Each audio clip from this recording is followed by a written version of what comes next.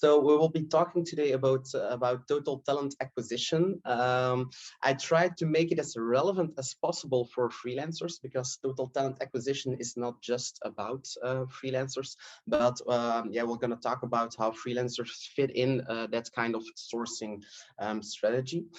Before I go and start, I would like to thank Elina and also the other people of the freelance business community for the invitation to host this webinar today. So thank you very much, Elina and the team of Elina.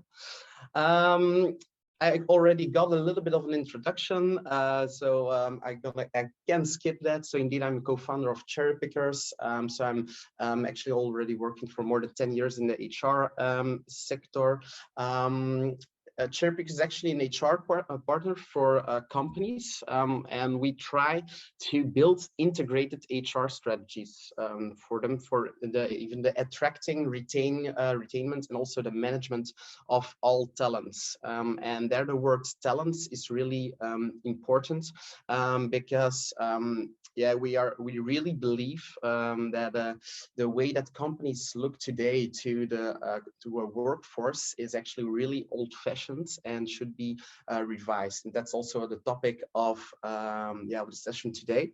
Charipickers is also founded on the values of the donut economics. Donut economics is like a newer circular economy that also puts human and society back central. And that's really important for us. And therefore, we also strive for a transparent and actually a functional labor market. And we strongly believe actually in the crucial role of freelancers in that society for companies. So what are we going to discuss today? I already introduced the fact that the way companies are working today is a bit old-fashioned. So let's take a look how a lot of companies still today are handling their hiring strategies.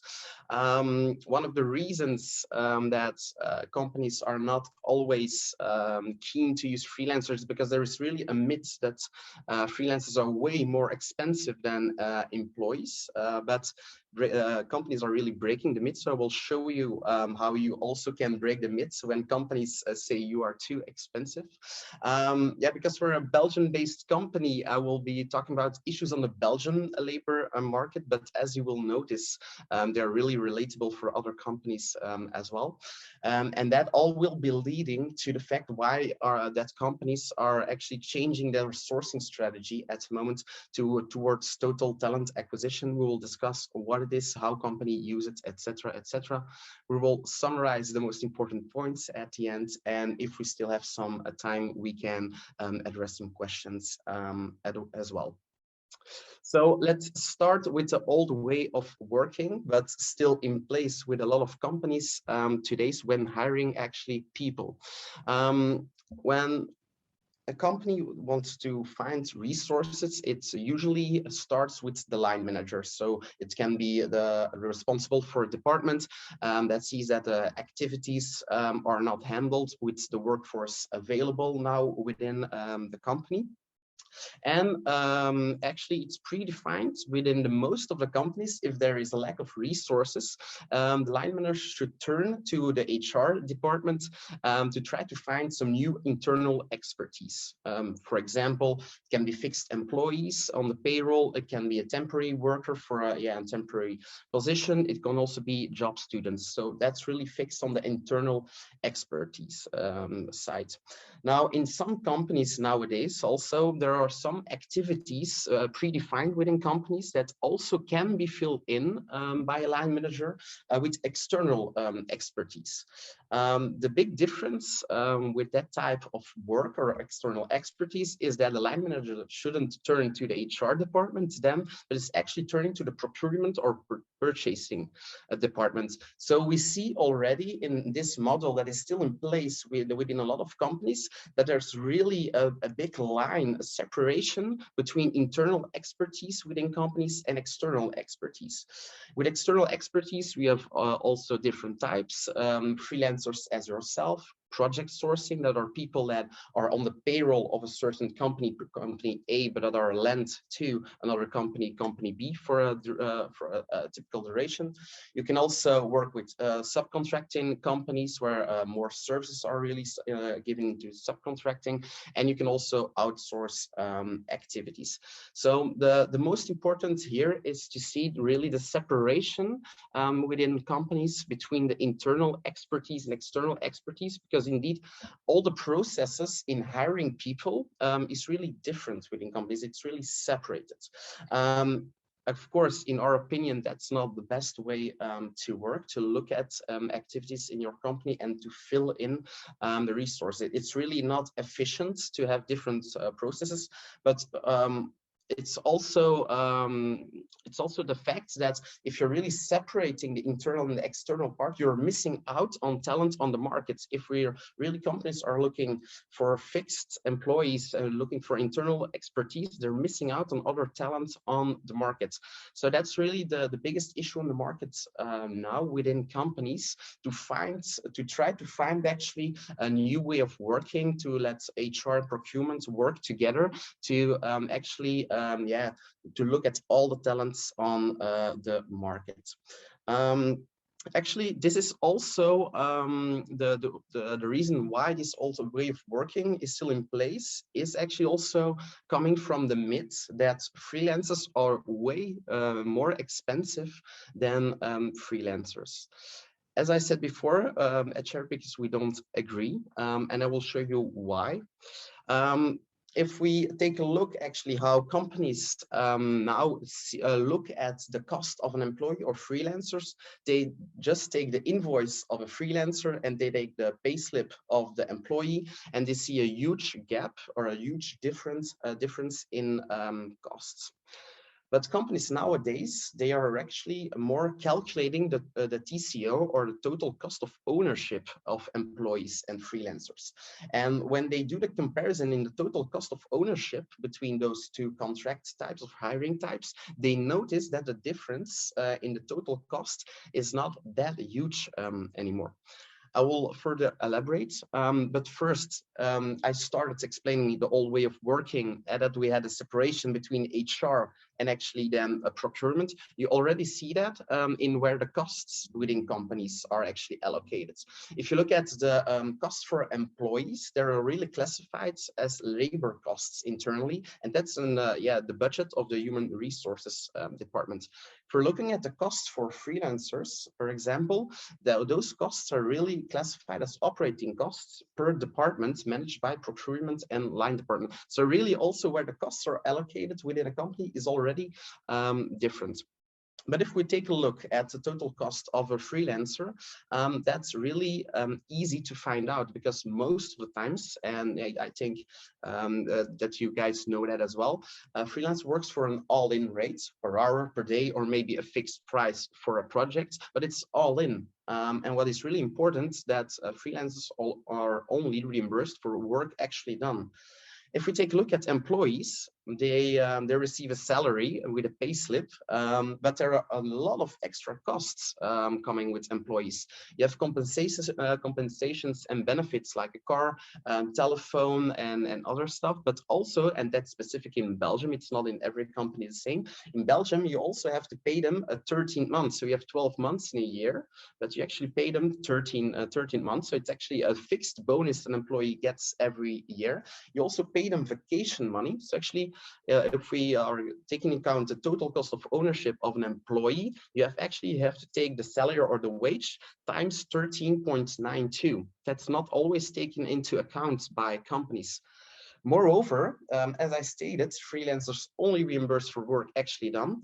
When employees take vacation, or they're ill for 1 day, or they're ill for 2 months, they're still being paid. So there's a lot of difference in the cost that you're making with employees. As well, that when you further want to engage employees and want to really bind them to your company, you have to educate them, you have to train them, so that you have a lot of costs actually for that part as well. So the cost of a payslip is really not representable for the total cost of ownership of an employee. Moreover, Studies show that in comparison with an employee, freelancers have added value from day one. Why? They are used to actually changing environments. They are used to working for different customer, different projects. So that really they know how to get started within a company from day one. Employees don't tend to have that experience. Also, study shows that yeah, freelancers are really great at efficiency and optimization within companies.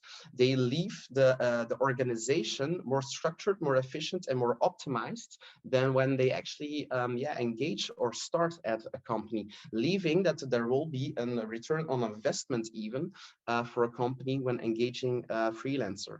So I think really this is really important in the new way of working, in the future of work. It's really important for freelancers to talk with companies about these kind of things.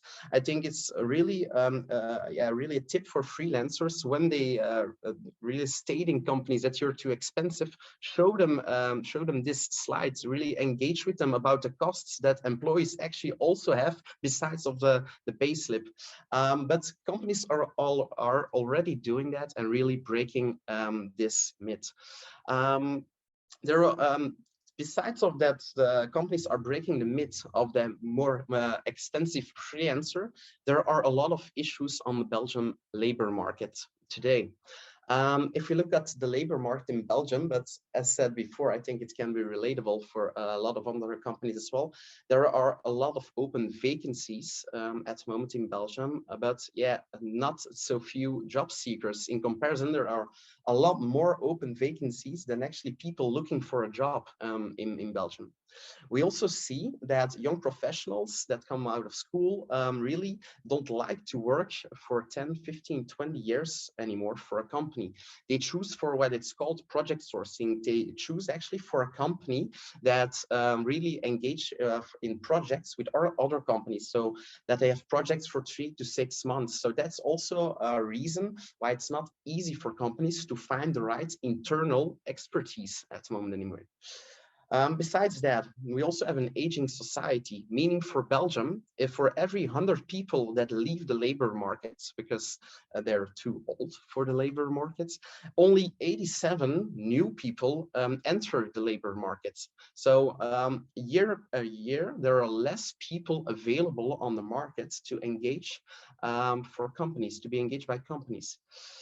Even the people who are available on the labor markets, we see that there is really a discrepancy between the talents, the capabilities, or the training of those profiles in comparison with the open vacancies. There's really a mismatch within the available internal expertise or internal people on the markets with vacancies on the markets.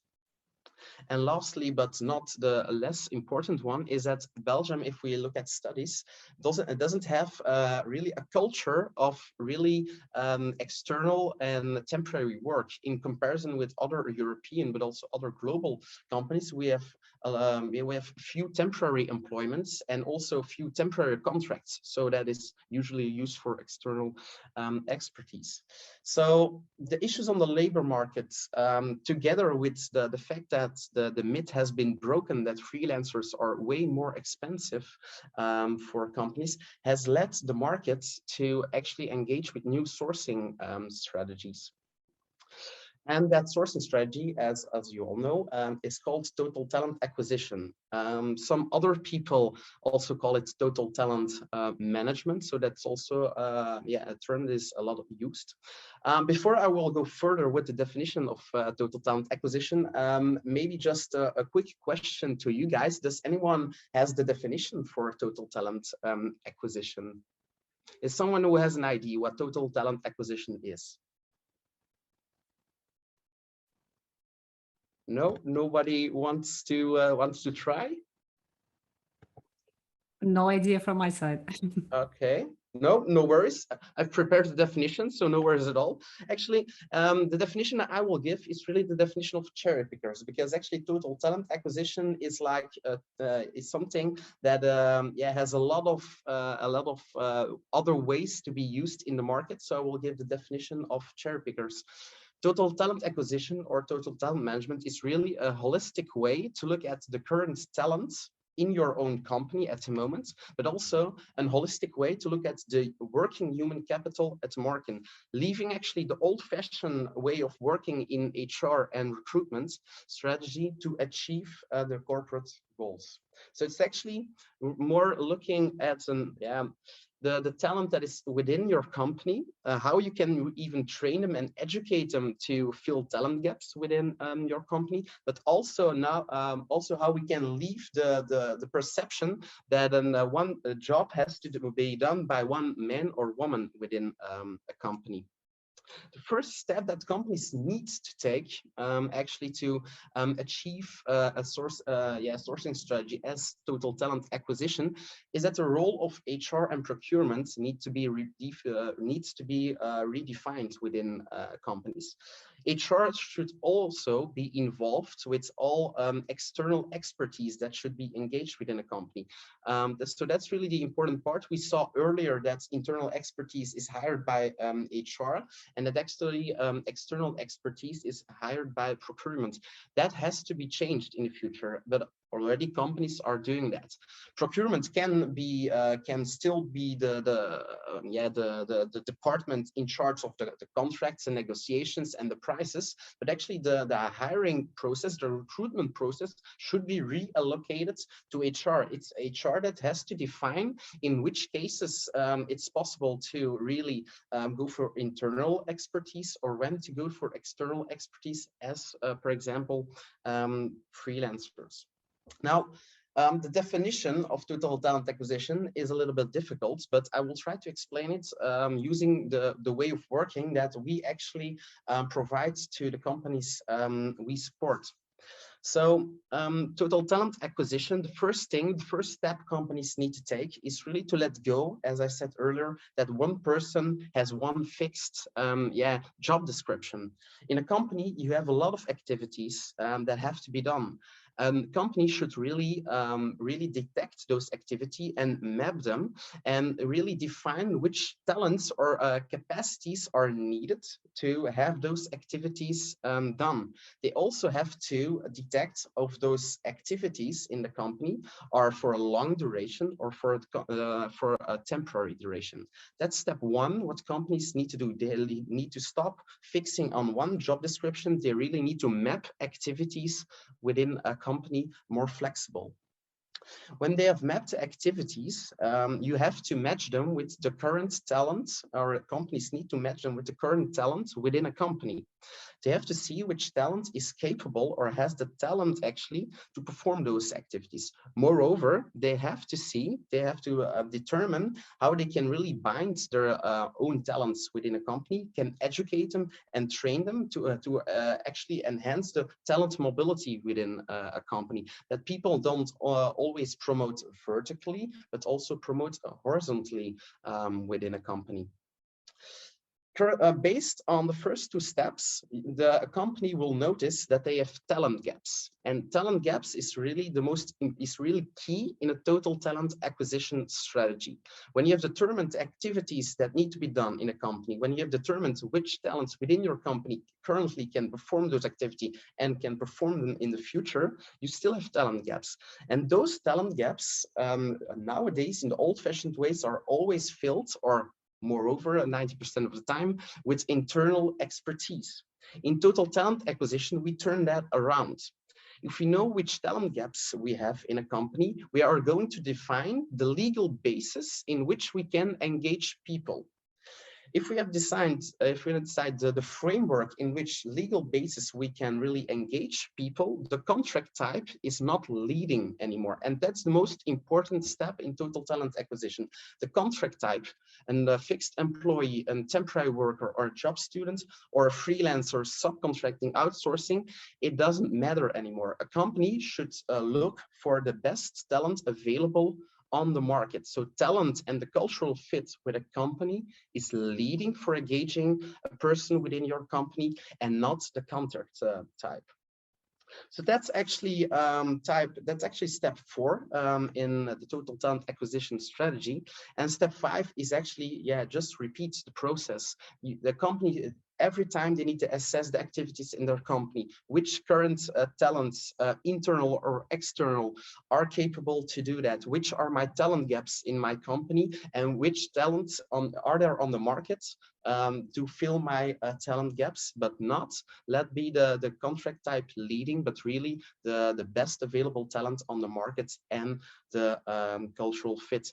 And that's a huge opportunity in the future for freelancers. If really companies will be looking at the best talent and will not be fixed anymore on the contract types, and really not be making separation between internal and external, we will really see and that, yeah, a lot of companies will boost the use of freelancers in this sourcing strategy. The keywords in this sourcing strategy are talent mobility of the talent that is already in the company, education and training for the talents within your company, identifying the talent gaps within your company, assessing the legal basis on which contract types you can engage actually for hiring talent, because when that's defined, you can let the talent be leading in hiring, and repeat process. So that's actually how talent acquisition works and how companies should use it in the future. And that's a big opportunity for freelancer, that talent will be leading in the future and not the contract type. Now, is it for every company? Yeah, I think my answer is really yes. I think every company can use this sourcing strategy. I think it's important to say that a lot of companies are already using this strategy, but they don't know it.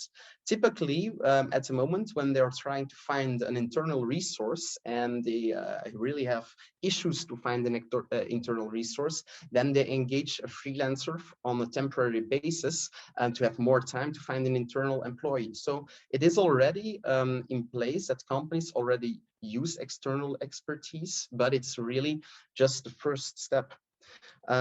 We also see that companies already use types of contracting like subcontracting and outsourcing. So it's already used in the markets, but not as the total talent acquisition strategy should actually be.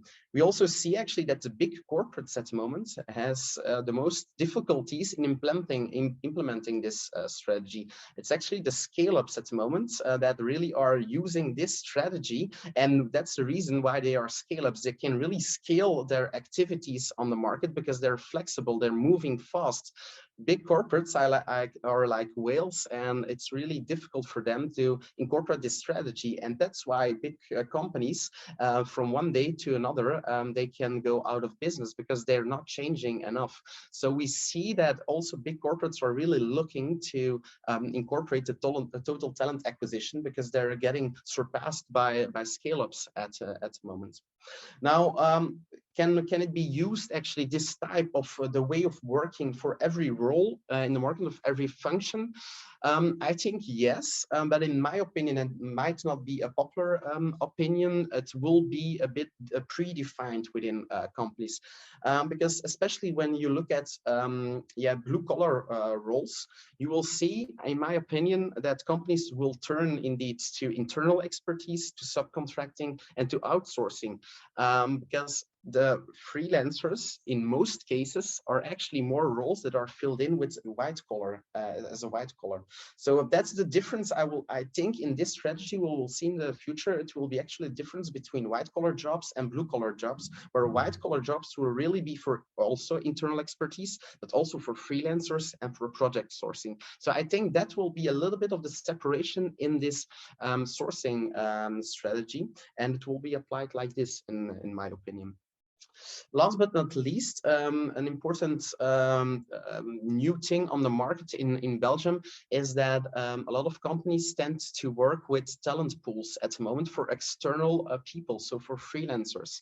Nowadays, or in the old-fashioned way of working, when they have a requirement or a vacancy for a freelancer, they go to recruitment companies, and as we all know, recruitment companies also take a margin on the rate of freelancers. So then already the myth of the expensive freelancer comes already back in place. What actually companies are doing at the moment, they're creating their own talent pools. So every freelancer they worked with in the past is registered in a database, and they reconnect with them on a timely basis to see if they're available for a new project.